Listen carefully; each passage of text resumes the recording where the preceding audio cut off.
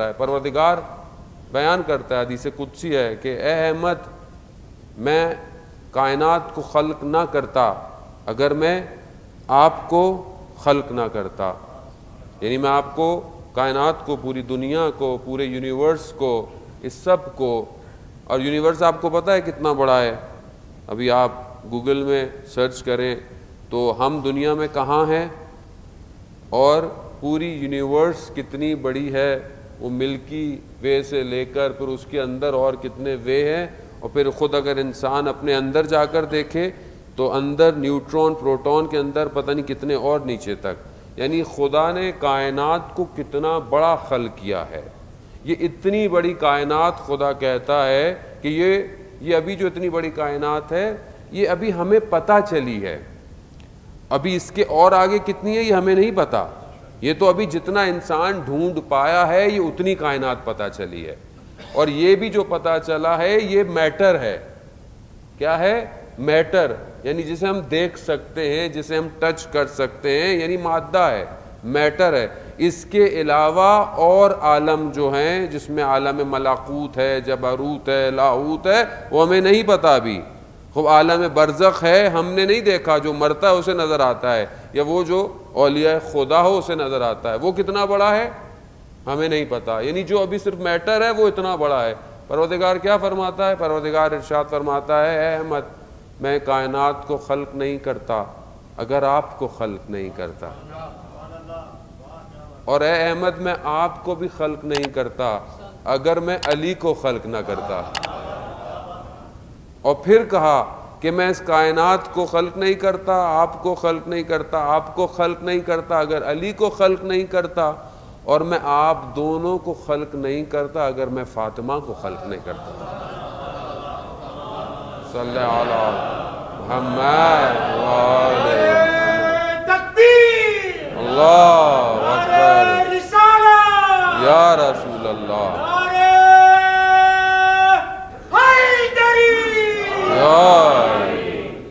خوب. یعنی آپ کو سمجھ میں آیا کہ کائنات کی خلقت کا مقصد کیا ہے؟ ایک جملہ، حضرت فاطمہ سلام اللہ علیہ. یعنی کائنات کی خلقت کا مقصد یہ ہستی ہے. یعنی پہلے ہم جب تک معرفت نہیں حاصل کریں گے کسی کی، جب تک ہم کسی کو پہچانیں گے نہیں کہ یہ کون ہے، تو پھر ہم عمل کیسے کریں گے؟ ہم کیوں اپنی زندگی میں سلو ہیں؟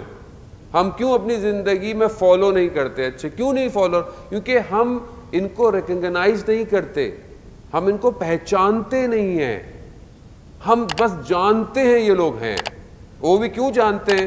وہ ہم اپنے امی ابو کو، ماں باپ کو، دادا کو دعائیں دیں. کیوں؟ کہ انہوں نے انگلی پکڑ پکڑ کر ہمیں مجلس میں لے کر آئے، ورنہ نہیں لے آئے ہوتے تو آج تو کسی کو بھی نہیں پتا کہ کون ہے.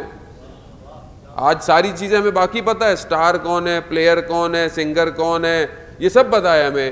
ابھی کسی بچے سے پوچھیں وہ سب ڈیٹیل بتا دے گا. فلانا فٹ بالر یہاں پیدا ہوا، یہاں کھیلتا تھا، وہاں آیا، فلانا ایکٹر ایسا تھا ویسا تھا. کیوں؟ کیونکہ خوب انٹرسٹ ہے. یہ انٹرسٹ ڈیولپ نہیں کیا گیا. کیوں نہیں کیا گیا؟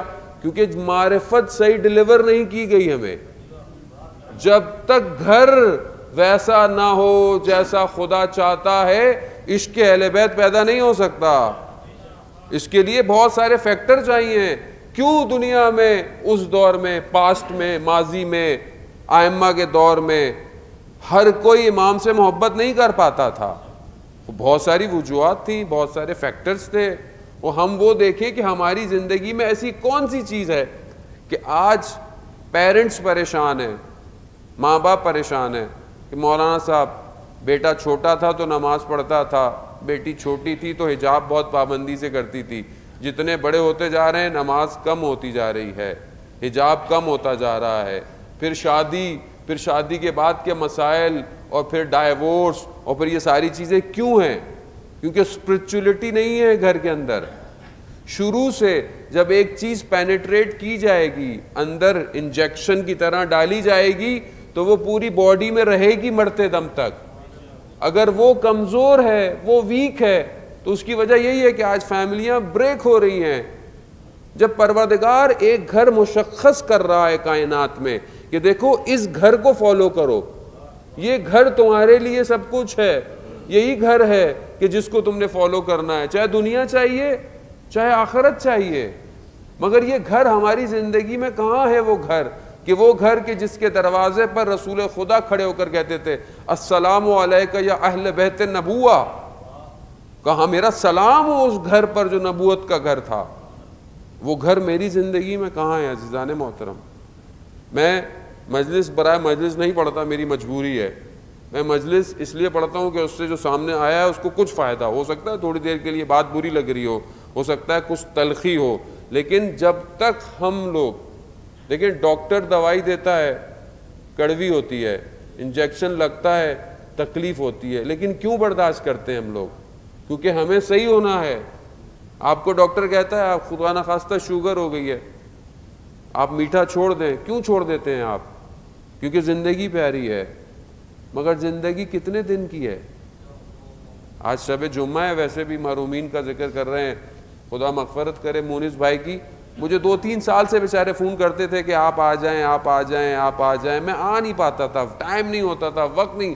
لاسٹ ایئر میں نے کہا کہ چلے میں آتا ہوں, میں آگے پیچھے کچھ کر کے آتا ہوں. میں نے ڈاکومنٹ بھیجے, سب بھیجے, انہی دنوں کی بات ہے, 1 سال پرانی بات. انہی دنوں میں میں نے ان کو کہا, ان کا ٹھیک ہے میں آپ کو آپ کا ساری ڈیٹیل بھیج دوں گا, آپ رمضان میں آ جائیے گا.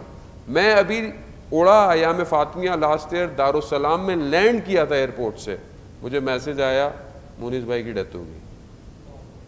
یعنی زندگی کتنی ہے, اس تھوڑی سی زندگی کہ جو ہمیں پتہ ہی نہیں ہے کتنی ہے, اور اس کی ہم اتنی پلاننگ کرتے ہیں, اس کو ہم اتنا سجا رہے ہیں, اس کے لیے اتنے پریشان ہیں. اور زندگی کتنی ہے مجھے خود نہیں پتا, میں یہاں سے اٹھوں گا زندہ ہوں کہ نہیں ہوں. یہ حقیقت ہے. یعنی ہم سب جانتے ہیں ہم سب نے مرنا ہے, ہر کوئی جانتا ہے, کوئی اس کو ڈینائی نہیں کرے گا, مسلمان نہیں اگر ڈینائی کر دے. سب جانتے ہیں سب نے مرنا ہے, حتیٰ جو نان مسلم ہے وہ بھی جانتے ہیں کہ مرنا ہے. لیکن میں نے بھی مرنا ہے یہ یقین نہیں ہے مجھے. مولا کائنات حضرت علی ابن ابی طالب علیہ الصلوۃ والسلام ارشاد فرماتے ہیں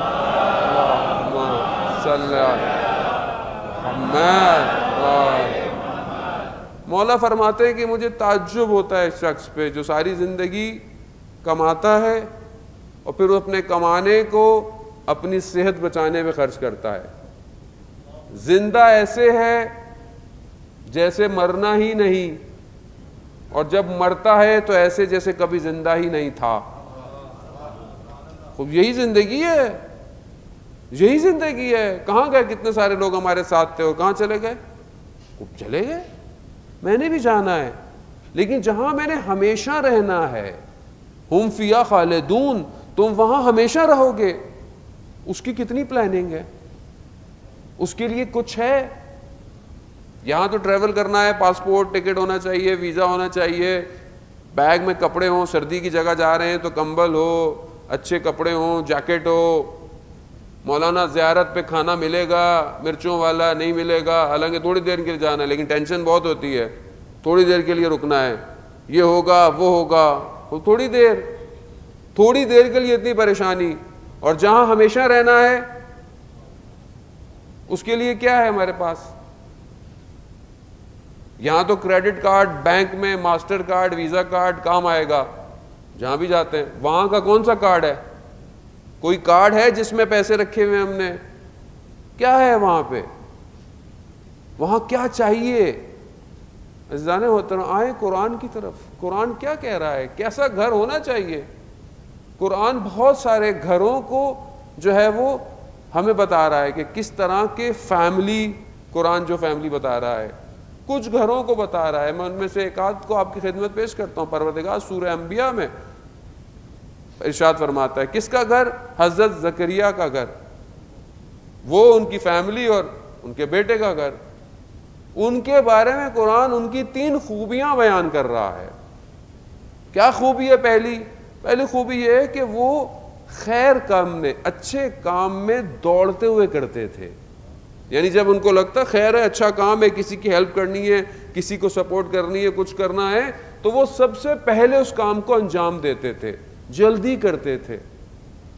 یہ پہلی خصوصیت. دوسری خدا کو خوف اور امید دونوں سے، ہوپ سے پکارتے تھے خدا کو. یعنی ایسا نہیں ہے کہ صرف خوف ہے، خدا مجھے ڈر لگتا ہے، خدا میرا کیا ہوگا، خدا میرا ہوگا، نہ. خوب ٹھیک ہے ڈریں، لیکن خدا رحمان بھی تو ہے، خدا رحیم بھی تو ہے، خدا بخشنے والا بھی تو ہے. میں اپنے عمل سے خدا کی بارگاہ میں کچھ حاصل نہیں کر سکتا عزیزان محترم. میں یہ کہوں جی میرا بڑا اچھا عمل ہے. میں جب حوضے میں آیا تو میں سنتا تھا علماء سے، کہتے تھے کہ کسی کی 2 رکعت نماز قبول ہو جائے، قبول ہو گیا سب کچھ. میں کہتا انسان اپنی زندگی میں 2 رکعت نہیں پڑھ سکتا صحیح جو قبول نہیں ہوتی. لیکن جب میں نے پڑھنا شروع کی حدیث، روایات، آیات، علماء کی سیرت، تو میں نے دیکھا واقعاً 2 رکعت نماز پڑھنا مشکل ہے، وہ 2 رکعت جو واقعاً قبول ہو جائے. میری تو نماز کیسی ہے، آجا اللہ اکبر کیا تو دنیا کی باتیں، دنیا کی ساری چیزیں. میری زندگی میں مناجات کہاں ہے، خدا کو پکارنا کہاں، یہ دوسری خصوصیت ہے، یہ کہاں ہے میری زندگی میں. اگر میں دعا سنتا بھی ہوں تو میرا دھیان کہیں اور ہوتا ہے. لیکن اچھی بات ہے سب جمع ہوں، دعائے کمیل پڑھیں اور دعائے ندبہ پڑھیں، دعائے توسل پڑھیں. لیکن تنہائی، خلوت، اکیلے میں نے کب خدا کو پکارا؟ خدا میری زندگی میں کہاں ہے؟ کیا میں نے رات کو کبھی اندھیرے میں جہاں نماز مصلی بچھایا اور خدا سے چند گفتگو کی میں نے؟ یہ کہاں ہے میری زندگی میں؟ جانے بتاؤں، خدا کہتا ہے وما خلقت الجن والانس الا لیعبدون، مگر میں نے جن انس کو خلق ہی نہیں کیا مگر کس لیے؟ سوائے عبادت کے. تیسری خصوصیت جو ان کی بتاتا ہے کہ یہ خدا کے مقابلے میں خاشع ہیں، یعنی بہت جھکے ہوئے ہیں، یعنی بہت ڈاؤن ٹو ارتھ ہیں خدا کے مقابلے میں. میں کہاں ہوں؟ میرا وجود، میں خود خدا کے مقابلے میں کہاں ہوں؟